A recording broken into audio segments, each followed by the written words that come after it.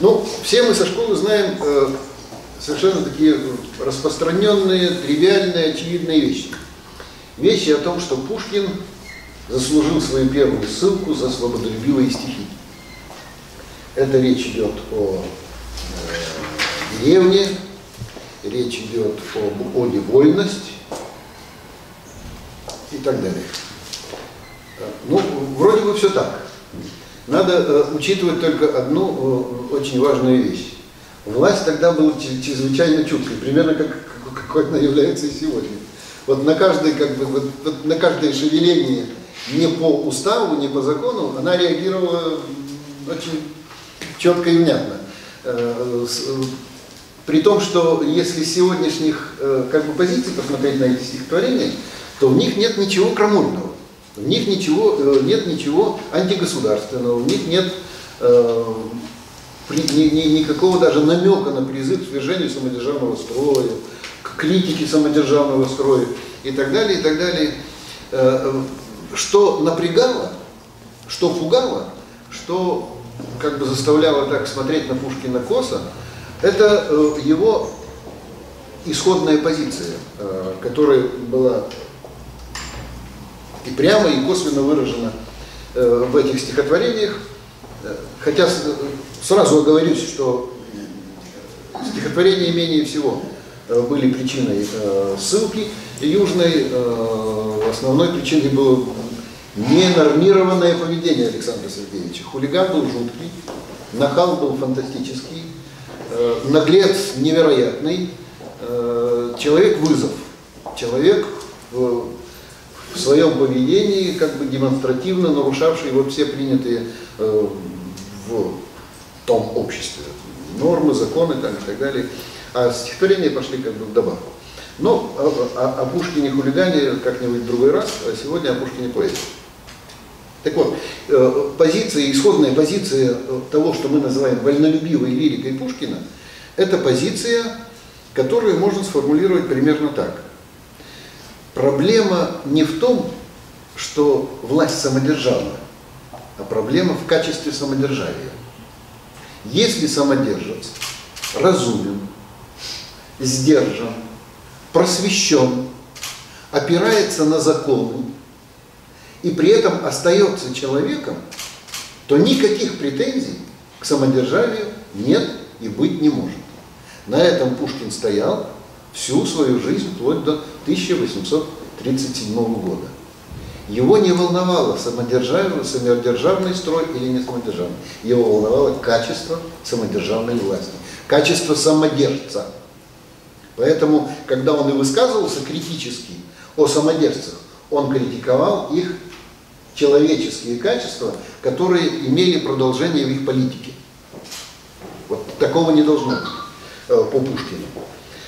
А всерьез, это во-первых. Во-вторых, надо учесть еще одну простую вещь. Допустим, «Ода «Вольность» пишется в очень странных обстоятельствах. Ребята гуляют самым натуральным образом. Пьют шампанское, веселятся. До девиц, правда, по-моему, там дело еще не дошло, но вот-вот должно было уже дойти. И тут вдруг кто-то Пушкину говорит: «Саш, ну-ка сбацай». И как вспоминает один из современников, Пушкин, хохоча, ложится животом на стол и начинает писать, что? «Оду «Вольность». Хохоча и лежа на столе животом. Это были, упражнения мастера. Это на заданную тему. Хотите на эту тему, пожалуйста, хотите на другую, ради бога.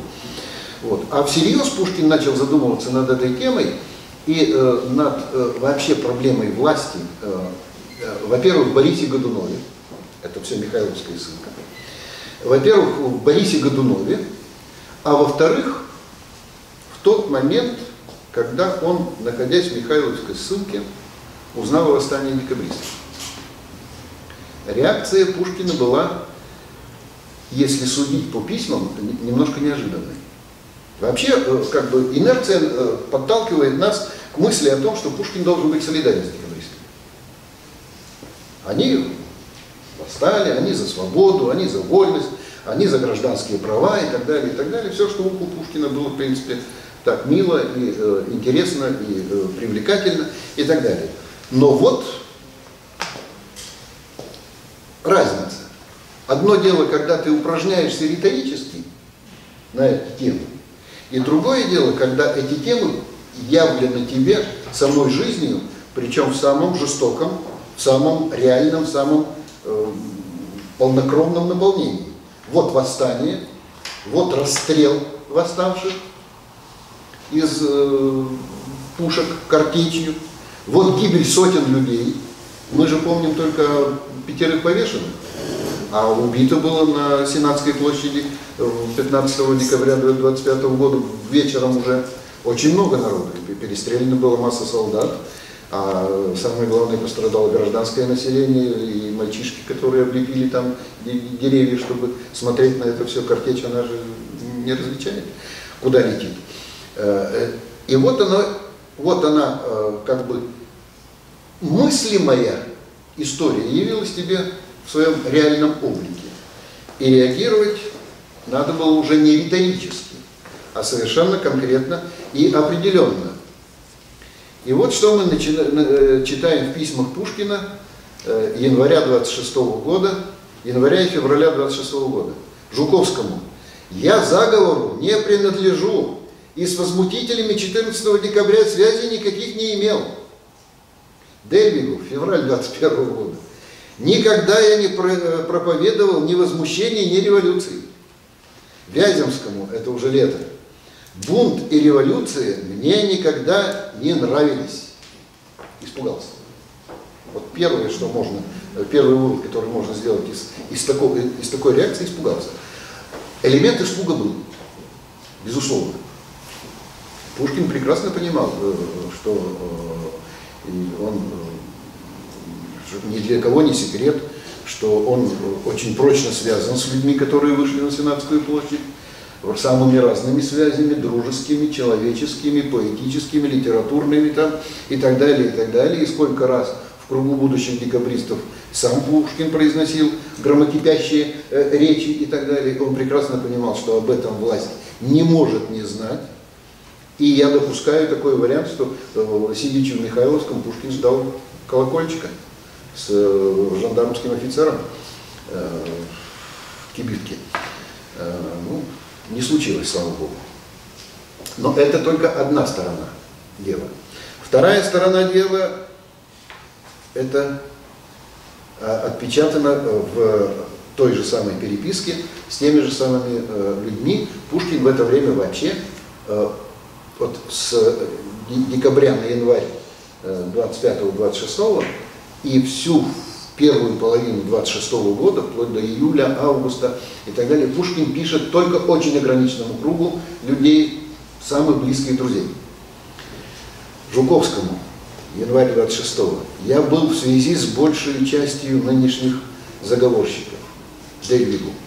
«Мне сказывают, что Раевский под арестом, не сомневаюсь в его политической безвинности, но он болен ногами, и сырость казематов будет для него смертельной».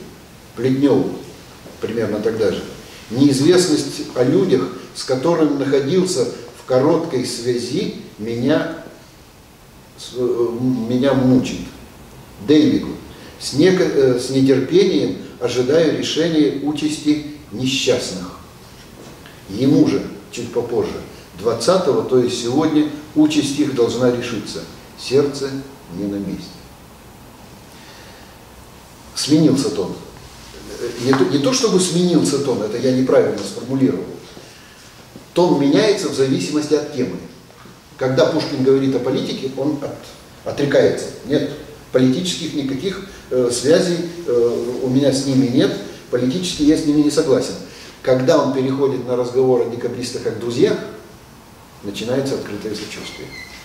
Открывается его человеческая позиция человека, который сострадает, сочувствует, переживает за друзей своих. И когда 8 сентября 26 года все-таки колокольчик прозвенел, но, слава Богу, не жандармский, Пушкина повезли в Москву на встречу с Николаем I. Николай приехал короноваться в Москву, и была эта встреча. Ее,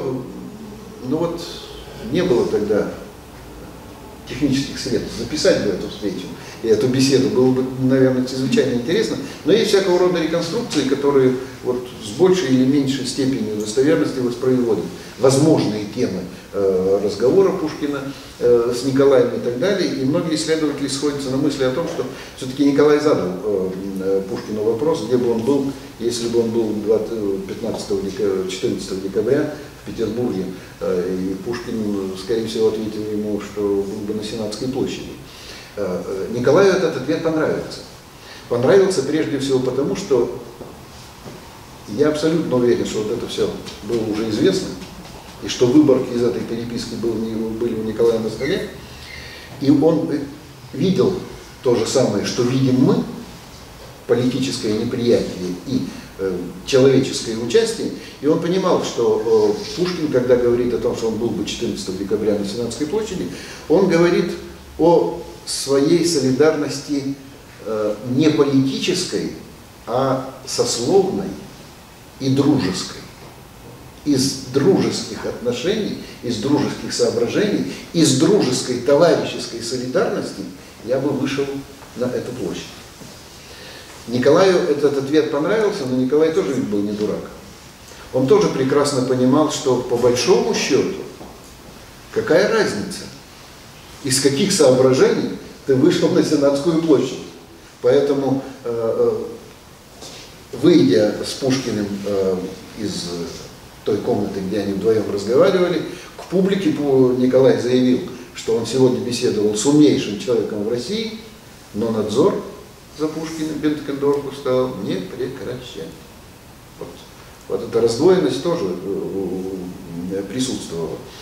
И Николай понимал, с кем он имеет дело и так далее. Но и Пушкин понимал, с кем он имеет дело. И Пушкин тоже был не дурак. Поэтому как минимум трижды в своих стихах после этой встречи он обращается к Николаю. Это вот с поэзии XVIII века из поэтических студий Жуковского, который был придворным поэтом, вот это случай не было. Вообще поэт XIX века брезгует обращаться к царям, если только эти обращения не сатирические, не иронические, не жесткие и так далее. Солидарности самодержавию тогда как-то не принято было выражать. Еще раз повторяю, в отличие от поэтов XVIII века, того же Державина, допустим, или того же Самарокова, или того же Ломоносова. Вот. А Жуковский, он писал по должности. Он был придворным поэтом, воспитателем будущего Александра Освободителя, Александра II. И по должности он писал такие стихи. И вдруг Пушкин. И надо сказать, что многие Пушкина не поняли. Что же Пушкин пишет? Конец 26-го года, знаменитая его станция. Повешенные повешены, остальные сосланы в Сибирь. Посмотрите, что пишет Пушкин. В надежде славы и добра гляжу вперед я без боязни. Начало славных дней Петра мрачили мятежи и казни. Параллель, да? Начало твоего царствования омрачено восстанием декабристов, начало царствования Петра омрачено восстанием стрельцов. Но правдой он привлек сердца, но нравы укротил наукой, и был от буйного стрельца пред ним отличен Долгорукой. Вот тут очень важный момент. Долгорукий, один из сподвижников Петра, который тоже отличался довольно таким существенным нравом и очень часто спорил с Петром. Спорили вплоть до того, что Петр его в кулаки выгонял из своего кабинета, но Пушкин разводит их, разводит по принципу: те бунтуют бессмысленно, этот спорит осмысленно. Те хотят уничтожить, этот хочет исправить, этот хочет сделать как лучше. Самодержавную рукой он смело сеял просвещение, не презирал страны родной, он знал ее предназначение. то академик, то герой, то мореплаватель, то плотник, он всеобъемлющий душой на троне вечный был работник, Петр. Семейным сходством будь же горд, во всем будь пращуру подобен, как он неутомим и тверд, и памятью, как он не злобен. Вот первый намек. Ты подобен Петру. Многое в том, что было с Петром, происходит с тобой. И ты во многом похож на Петра. Будь похож на него до конца. В том числе и не держи злой памяти на тех, кто совершил что-то. Мы пока не знаем, о чем идет речь. Николаю это стихотворение понравилось до обморока. Что вы? От кого? От Пушкина. Сравнение с Петром. Пушкин как бы задавал Николаю идеальную модель государственного управления, идеальную модель государя. Ты должен быть и можешь быть, и имеешь полное право быть подобным своему великому пращуру. На этом такой косвенный диалог с Николаем не кончается.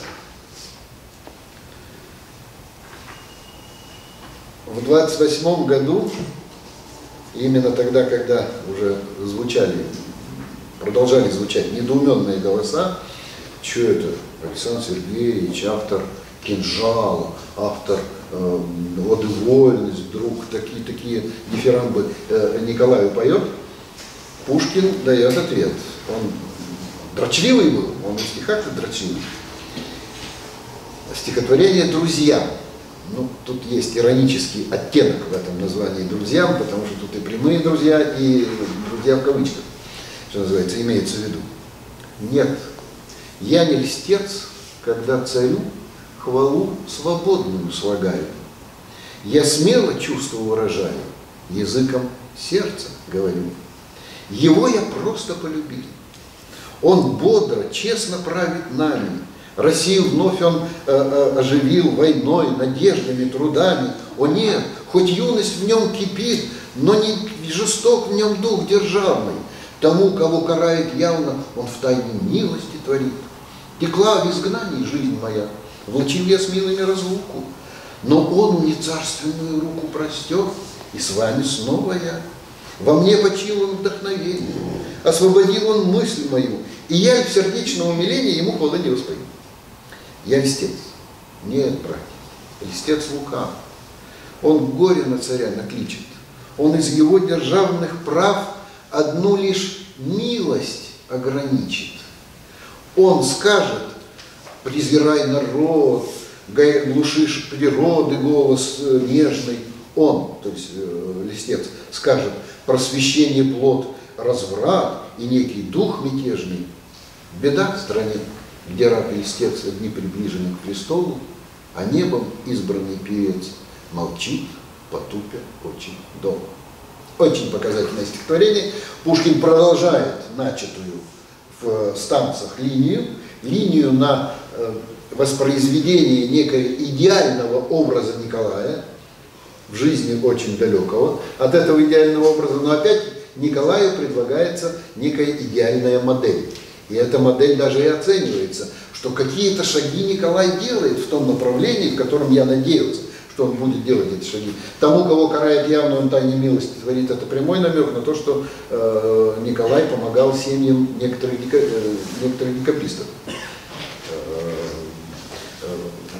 Простер он царственную руку, и с вами снова я. Это освобождение из ссылки в Михайловском и так далее. Но Пушкин понимает, что разговор был бы неполный, потому что здесь не включены, в этот разговор пока не включены те, кто сидит, те, кто в рудниках, те, кто на каторге. И тогда между станциями и друзьям Пушкин пишет знаменитое «Во глубине сибирских руд». Давайте перечитаем. Стихотворение очень показательное. «Во глубине сибирских руд храните гордое терпение». Во-первых, посмотрите на эту формулу и запомните ее. Гордое терпение. Вам не в чем раскаивать. Опа, вам не в чем раскаиваться? Да, говорит Пушкин, вам не в чем раскаиваться. Поэтому вы имеете право гордо терпеть то, что с вами происходит. Не пропадет ваш скорбный труд и дум высокое стремление. Это о чем? Ну, мне вот лично в школе объясняли, что Пушкин надеялся на революцию 17-го года. Вот, не пропадет скорбный труд. А в контексте того, что мы уже знаем, содержание это совсем другое, да? Не пропадет ваш скорбный труд, то есть Николай придет, я надеюсь, к мысли о том, что вы не такие уж и откровенные, и явные преступники. Несчастью верная сестра, надежда в мрачном подземелье разбудит бодрость и веселье. Придет желанная пора. Двоеточие. Любовь и дружество, понятно, чьи, да? До вас дойдут сквозь мрачные затворы, как ваши каторжные норы доходит мой свободный глаз, оковы тяжкие падут, темницы рухнут, и свобода вас встретит радостно у входа, и братья меч вам отдадут. Что это за братья? О каких братьях речь?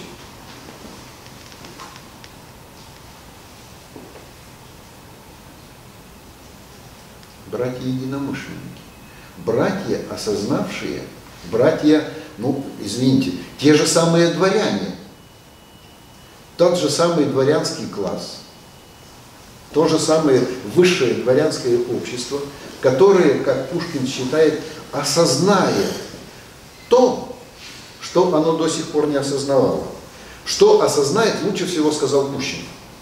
Пущин, который отмечает вторую годовщину восстания декабристов в тюрьме, в одиночной камере. И вот 3 декабря, накануне годовщины, 3 декабря 1927 года, он пишет сестре удивительные строки. Слушайтесь в них. То, что мы сделали перед законом, худо. Мы преступники, и постигшая нас гибель справедлива. Но я не могу не надеяться на того судью, который судит не потому, что делают слабые, слепые, смертные, а потому, что хотят они делать. Он нам судья.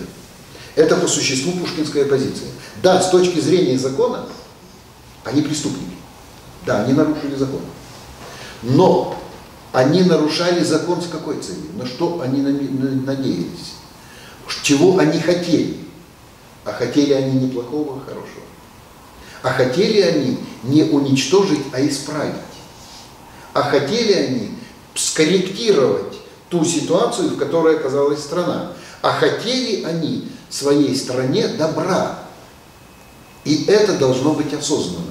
И это должно быть оценено. И братья придут к вам тогда, когда они поймут вот эту разницу между формально законным подходом к тому, что совершили декабристы, и подходом, основанным на представлениях о содержании замысла, содержании целей, содержании того, чего хотели люди.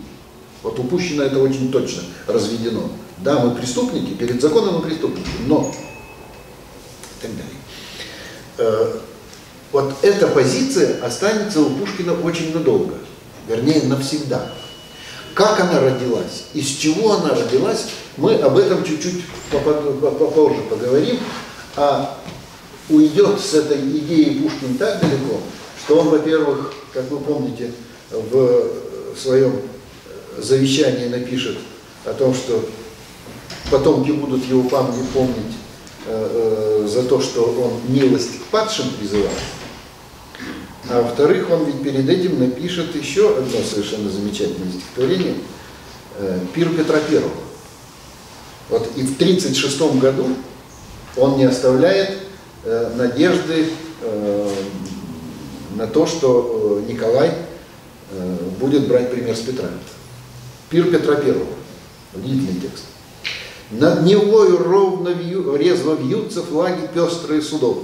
Звучно с лодок раздаются песни дружные гребцов. В царском доме пир веселый, речь гостей хмельна, шумна, и Нева пальбой тяжелой далеко потрясена. Что пирует царь великий в Петербурге городке? Отчего пальба и крики, и эскадра на реке? Озарен ли честью новый русский штык или русский флаг? Побежден ли швед суровый, мир просит грозный враг? Или в отъятый край у шведа прибыл Брантов утлый бот и пошел навстречу деда всей семьей наш юный флот? И воинственные внуки стали в строй пред стариком, и раздался в честь науки песен хор и пушек гром. Годовщину ли Полтавы торжествует государь, день, когда, как жизнь своей державы спас от Карла русский царь, родила ли Екатерина, именинница ли она, чудотворца исполина, чернобровая жена? Нет. Вот он перебрал все возможные причины, да? Все носят государственный статус. Значимая военная победа, или там спуск нового корабля, или рождение наследника престола. Нет. Он с подданным мирится, виноватому вину отпуская веселиться. Кружку пенит с ним одну, и в чело его целует, светил сердцем и лицом, и прощение торжествует, как победу над врагом. От того-то шум и крики в Петербурге городке, и пальба, и гром музыки, и эскадра на реке, от того-то в час веселый чаша царская полна, и Нева пальбой тяжелой далеко потрясена. Что он сделал?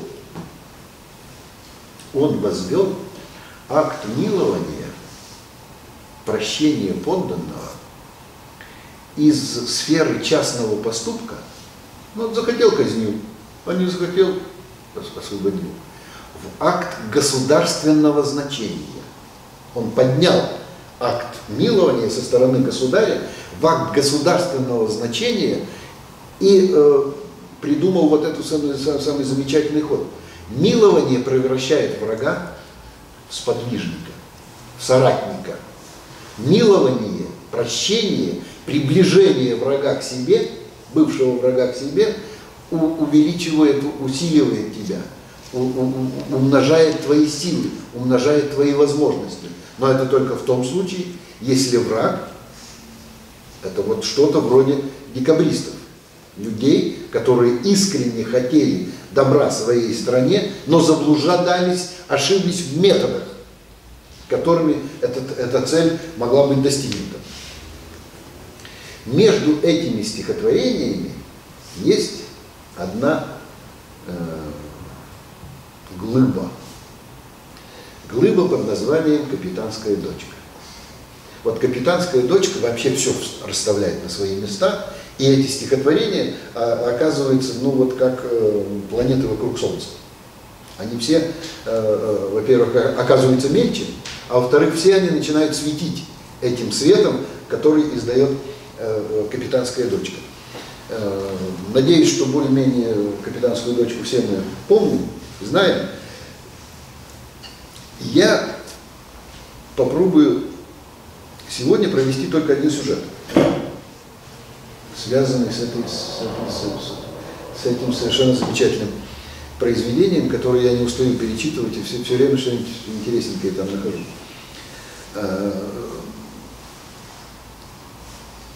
Вот ситуация. Белогорская крепость, пугачевцы, которые штурмуют эту крепость, защитники Белогорской крепости, естественно, на стороне защитников наш Петр Алексеевич Гринев, Петруша Гринев, смело. Ну, там сражение-то не получилось, но, по крайней мере, ожидают они врага-то. Сейчас мы им покажем. Но там волна как хлынула, смело их всех. И очнулся Петруша Гринев только уже тогда, когда увидел перед собой виселицу, уже повешены там несколько человек, под виселицей сидит в кресле Пугачев, не Пугачев, а государь. За кого он себя выдает? Он себя выдает за государя. И череда Гриневу. Ну что, будешь мне служить? Не могу. Присягал. А на виселицу. И уже подхватили, и уже к петле подвели. Как тут, откуда ни возьмись, слуга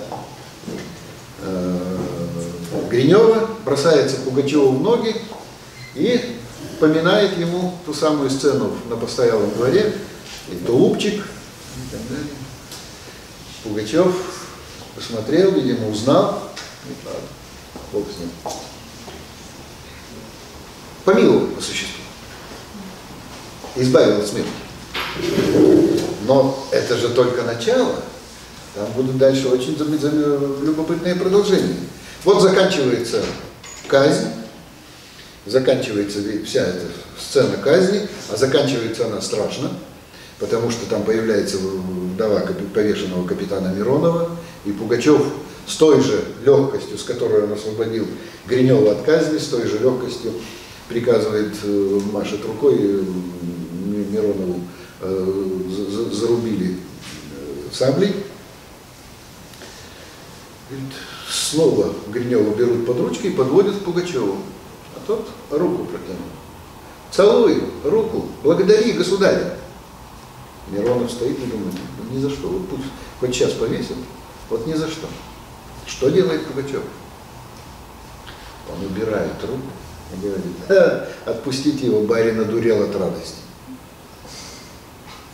По существу помиловал второй раз. За одну и ту же сцену. Потому что в другой ситуации не хочешь, ну-ка, ребята. И все. И вот через минуту не стало бы Гринева. А нет, убирает руку. И еще и оправдывает поведение Гринева.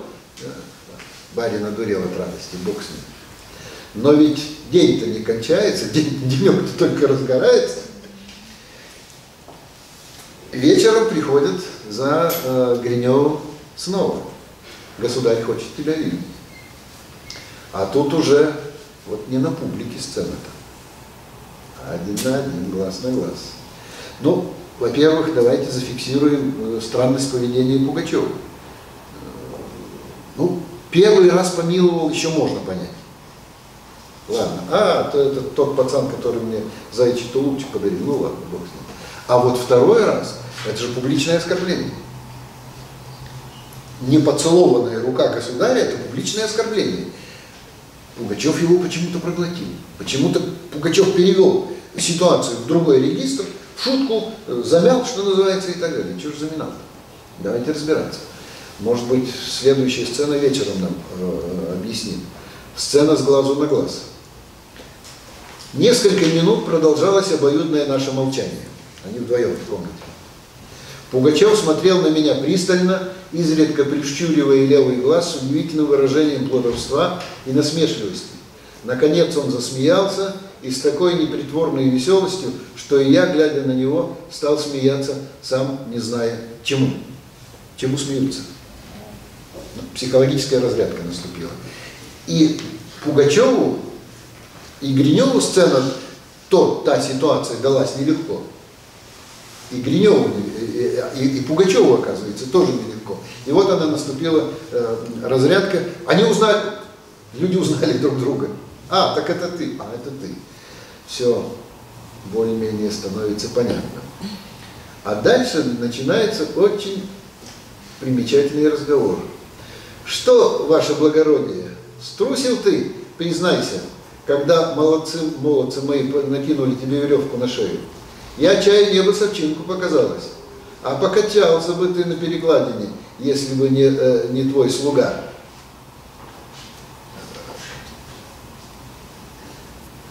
Кошка начинает играть с мышкой. Что, испугался? А ведь мог бы и повисеть. Ну, стоит мне только вот. Пугачев, Пушкин не скрывает, что такое этот человек. Тут он взял на себя вид важный и таинственный. Ты крепко передо мной виноват.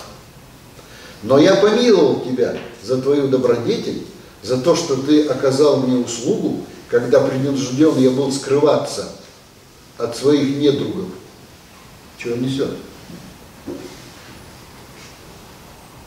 то ли еще увидишь, так ли еще тебя пожалую, когда получу свое государство. Пугачев начинает рассказывать Гриневу, что тот спас его, когда Пугачев скрывался от преследования.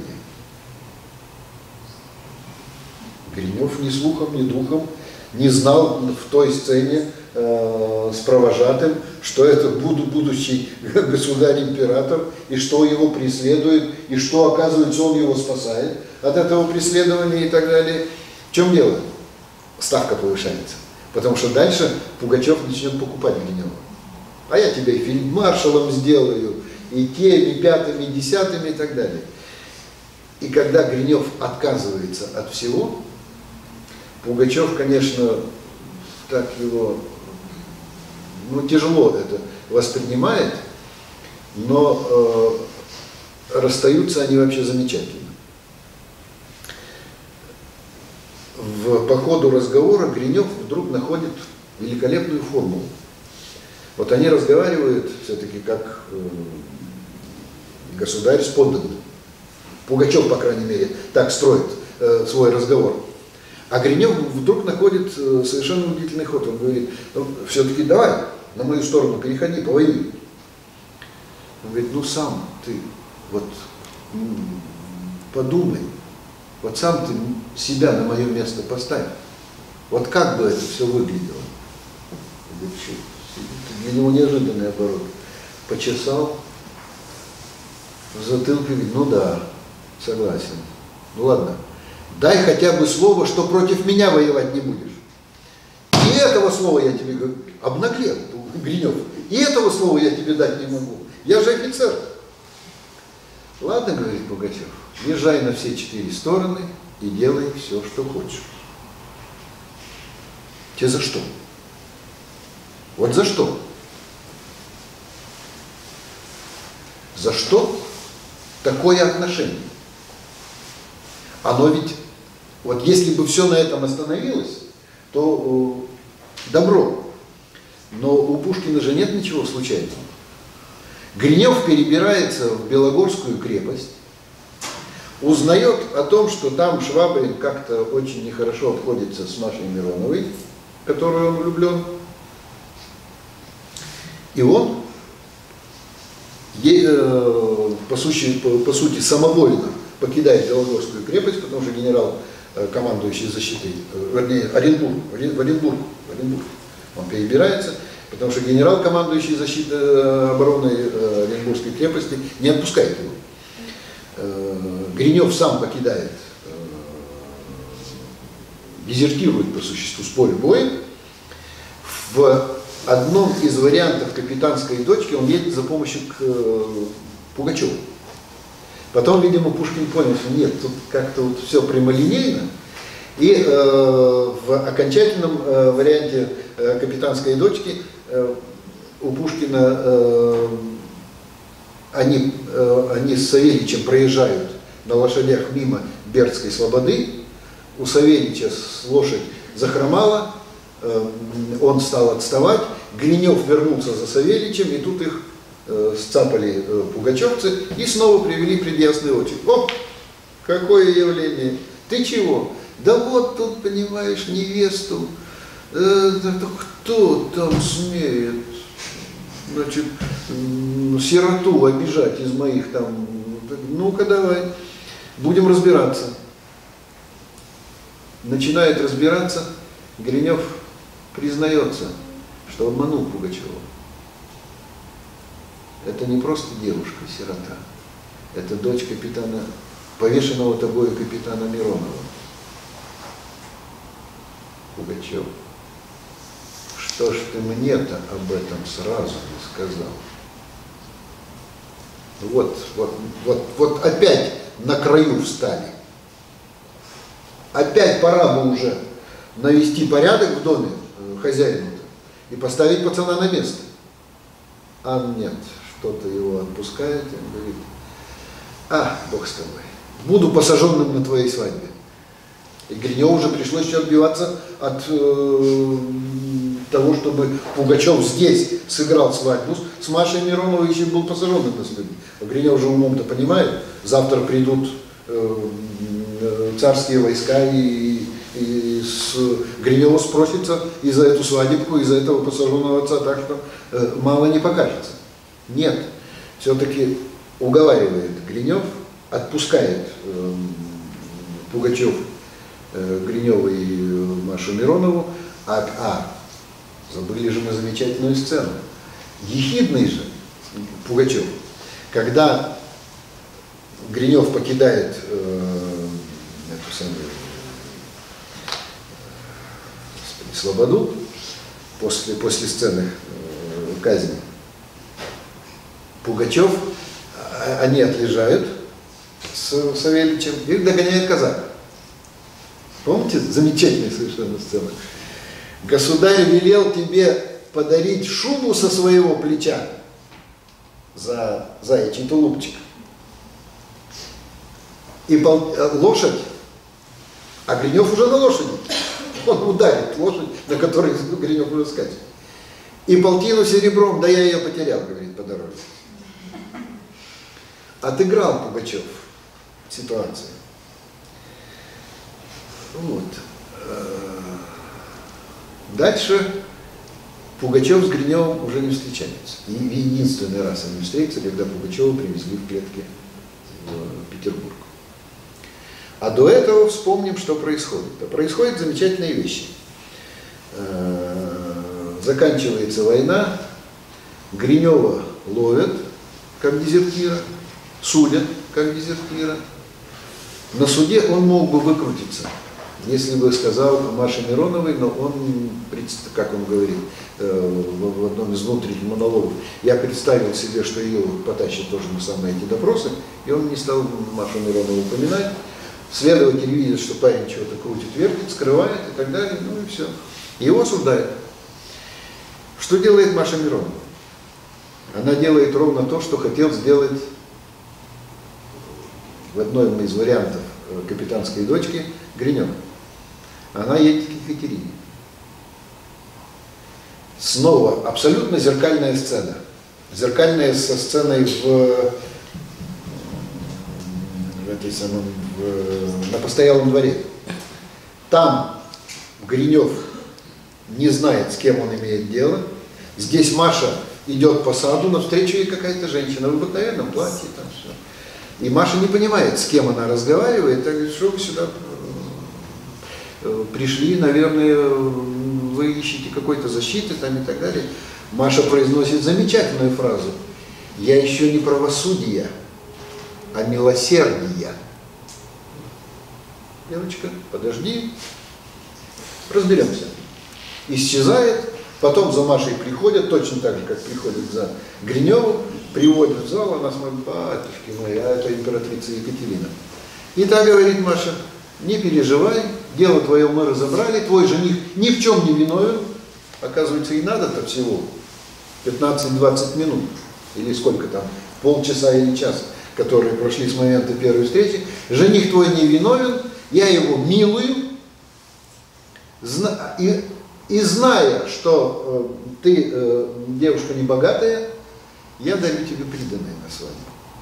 Тот посаженным отцом готов стать, это приданое на свадьбу дарит. И все заканчивается замечательно. Вот за что? За что через всю вот такую микроскопическую повесть, ну, которую читать с утра до вечера, медленно читая, можно прочитать. Я насчитал 5 или 7 актов милования. Один по отношению и все по отношению к Гриневу. За что? Подчеркиваю, уже написана история Пугачевского восстания. Она написана до «Капитанской дочки».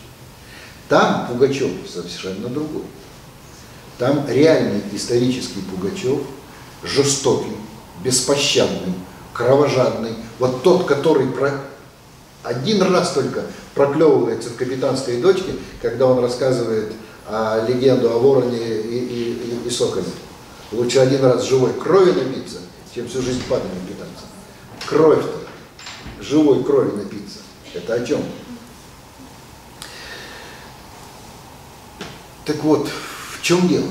Почему в «Капитанской дочке» Пугачев, ну вот, по отношению к Гриневу, и только по отношению к Гриневу, вот само, как это сказать, сама благость. Чего бы Гринев не вытворял, все ему прощается, все ему сходит с рук. В чем дело? А дело все в той самой сцене, которой по существу открывается повесть. В сцене на постоялом дворе. Напоминаю вам. Вот человеку начала 21 века надо напомнить. Мы это как-то уже опустили туда в подсознание и по этому поводу сильно не рефлектируем. Речь идет о событиях XVIII века. Века, который живет на одном очень прочном, давно устоявшемся и очень основательном фундаменте. Фундаменте, который называется социальная структура общества. Социальная структура, где границы между социальными слоями непроходимы, непреодолимы. Где границы эти осознаются не только умом,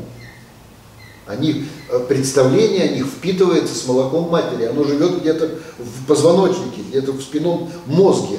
Четкое представление о том, что такое крестьянин и каково его место в этом мире, что такое дворянин и каково его место в этом мире, что такое аристократ, что такое член царской фамилии, что такое государь. А государь помазанник Божий, наместник Бога на земле, ни больше, ни меньше.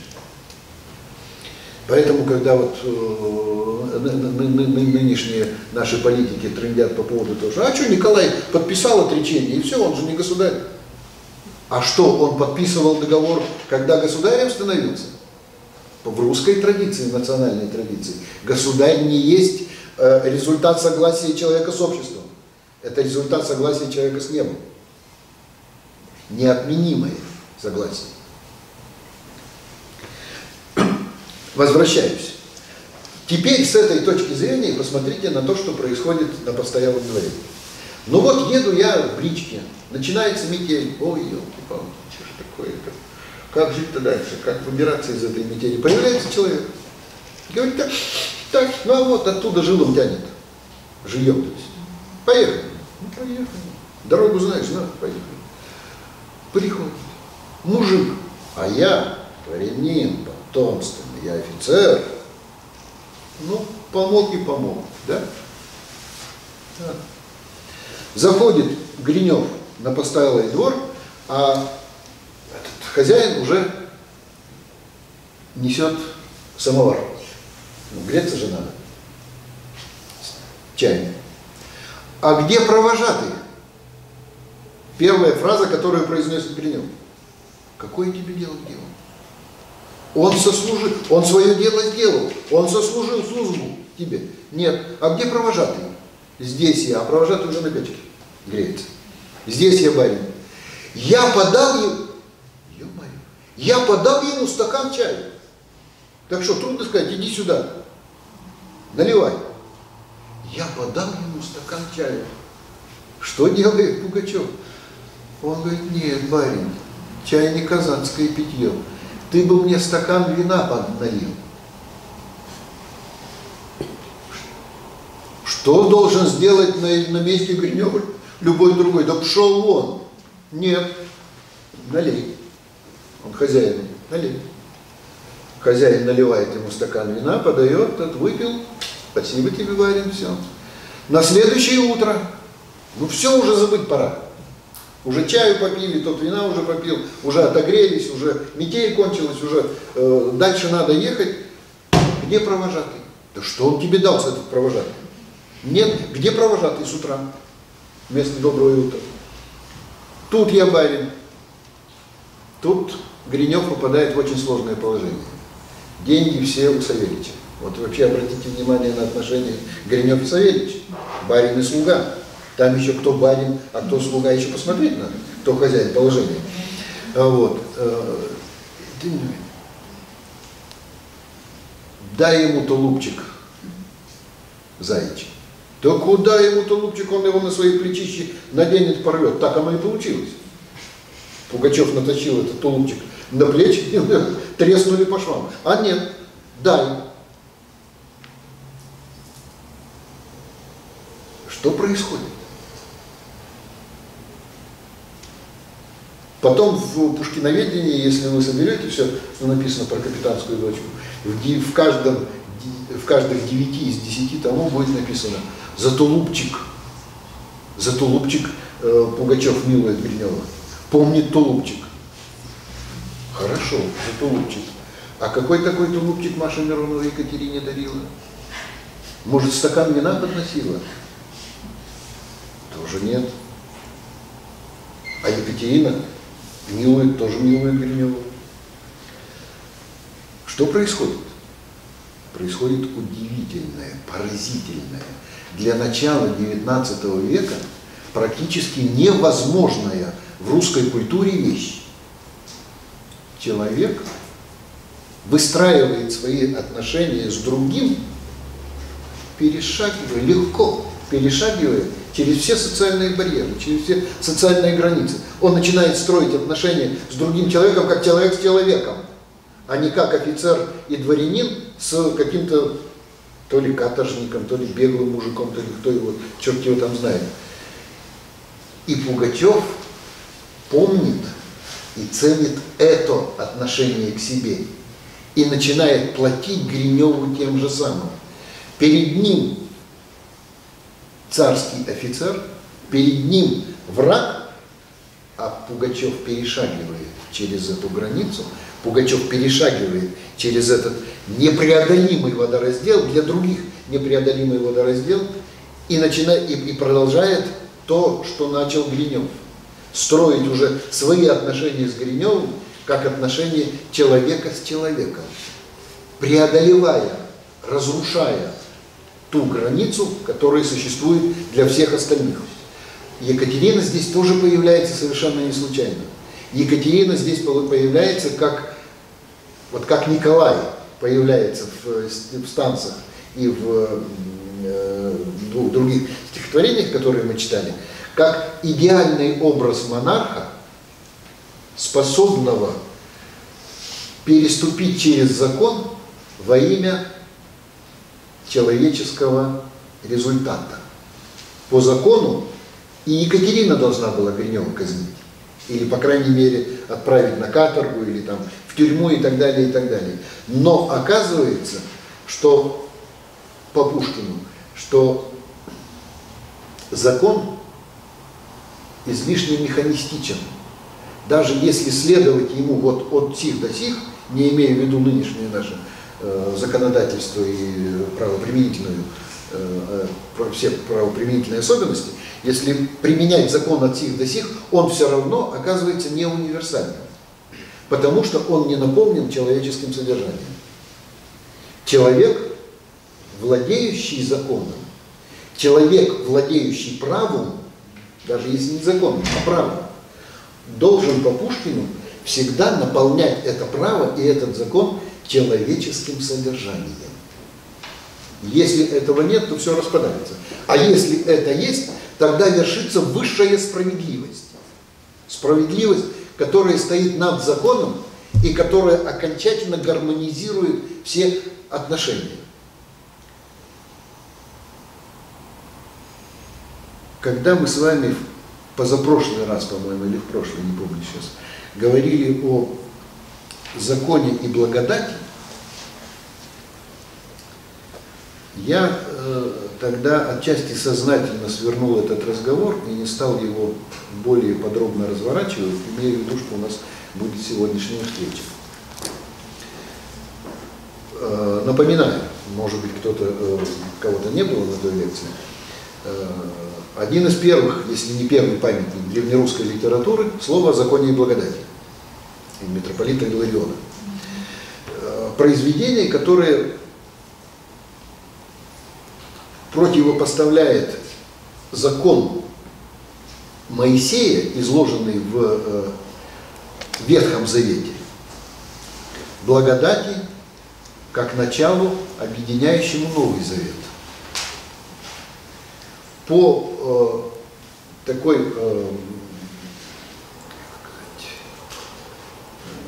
по научной традиции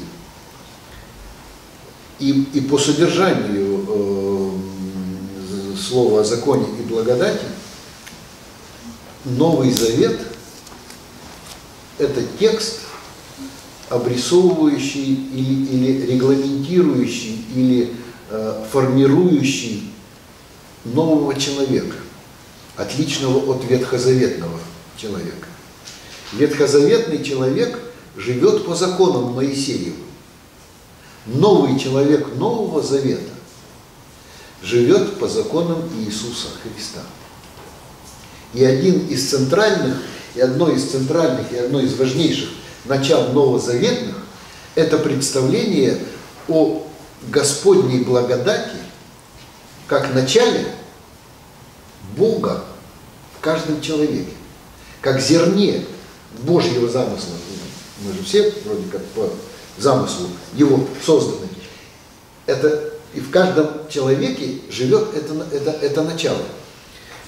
Это начало, опирающееся и на новозаветные нормы, новозаветные правила и так далее, и восходящие к мысли о том, что человек есть высшая ценность, что ничего важнее, существеннее, значимее и выше человека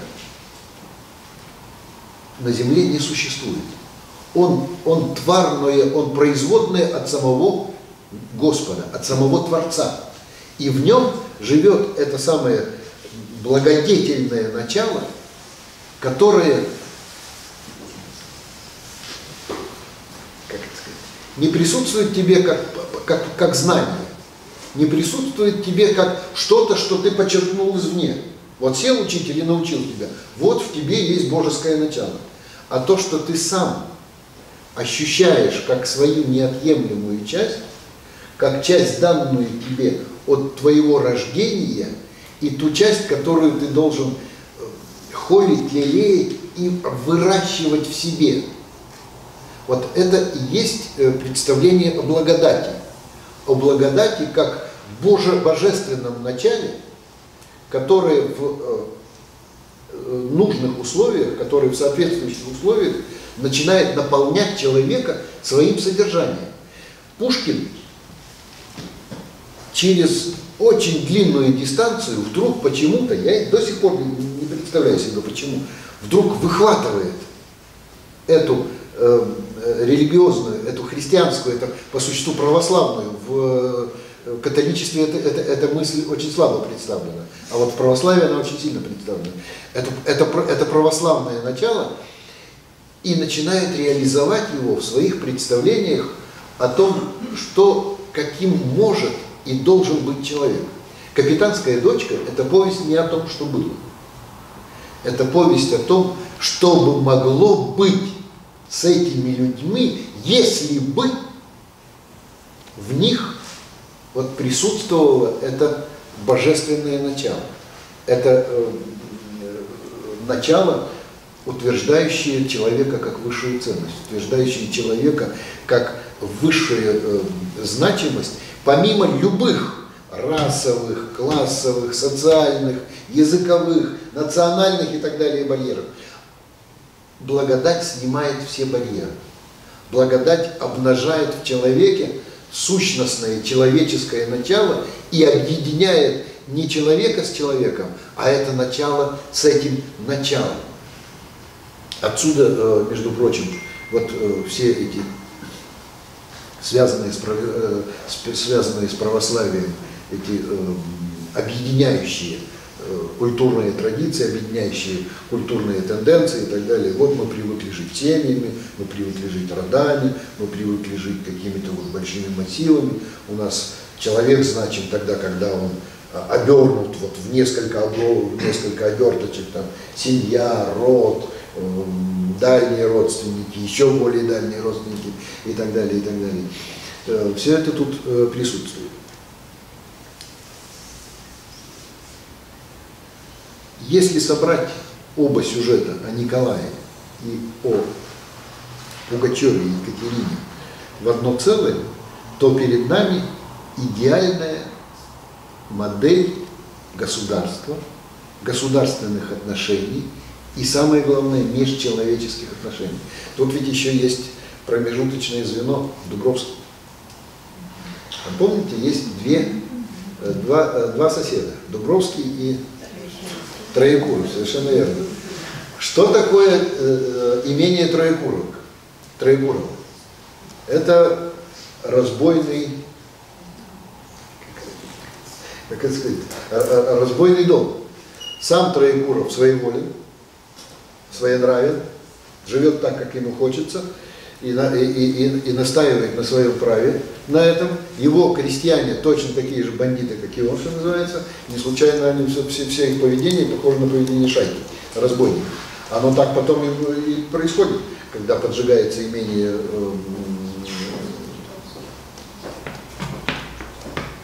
Дубровского. И имение Дубровского. Во главе этого имения добрый, разумный, справедливый, все гармонизирующий отец. И вот эта семья, которая живет в полном согласии, для которых есть авторитет человека, но не авторитет социального статуса, для которого есть авторитет разума, справедливости, добра, но не авторитет присутствия или отсутствия наличных денег в кармане. Они так живут и в мире, и они так живут в войне. Когда совершается это недоброе дело со стороны Троекуровых, они все вместе с барином, который уже становится предводителем, что называется, перемещаются в лес и начинают бороться за правду и справедливость. Вот идеальная модель государства, которая повторяется в идеальной модели семьи. Государство – просто большая семья, по Пушкину. Большая семья, наполнение и содержание, и идеальная модель которой определяется положением высшего, как мы сейчас говорим, должностного лица. Если государь рассмотрит на свое государство как на большую семью, если расценивает своих подданных как ближних своих, если он действует по закону, при этом не забывая о справедливости, при этом наполняя закон человеческим содержанием, то это и есть лучшая, самая стабильная, самая содержательно наполненная и исторически перспективная организация общества. Это и есть та среда, в которой для человека открываются неограниченные перспективы. Ибо у благодати, в ее возрастании, у наших внутренних возможностей, в их реализации, внешних ограничений в этом случае нет. И тогда мы все живем по общим законам, и тогда мы все живем для общих целей, и тогда мы все живем общими смыслами и общим содержанием. Насколько отстает нынешнее государство от этого идеала, я оставляю судить вам и тому майору, который за нами следит. У меня все.